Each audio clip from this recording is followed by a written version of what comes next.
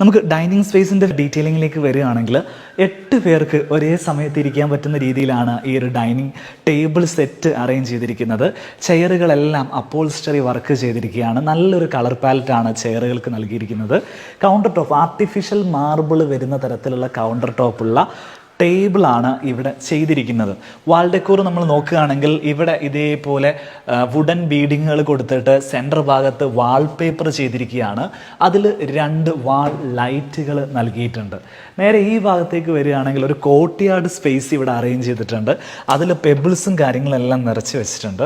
ഈ ഒരു ഭാഗത്ത് ഗ്ലാസ് വാള് ലഭിക്കുന്നുണ്ട്. ഇത്തരം വാളുകളെ നമ്മൾ കർട്ടൻ വാളുകൾ എന്നാണ് വിളിക്കുക. അതായത് ഗ്ലാസ് ആയിരിക്കും, ഗ്ലാസ്സിനിടയിൽ ചെറിയ പാർട്ടീഷൻസ് ഇതേപോലെ നൽകിയിട്ട് നമ്മൾ സെറ്റ് ചെയ്യുന്ന ഒരു രീതിയാണ്. മുമ്പ് നമ്മൾ യൂറോപ്പിലൊക്കെ കണ്ടിരുന്ന ഒരു സ്റ്റൈലാണ് ഈ പറയുന്ന കർട്ടൻ വാളുകൾ.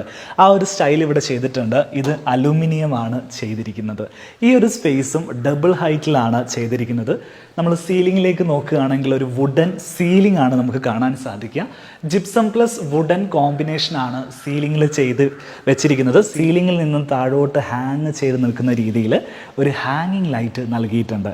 മിനിമൽ ഡിസൈനിൽ വരുന്ന ബ്ലാക്ക് പൗഡർ കോട്ടഡ് ആയിട്ടുള്ള ലൈറ്റാണ് ഹാങ്ങിങ് ലൈറ്റായിട്ട് ഇവിടെ നൽകിയിരിക്കുന്നത്.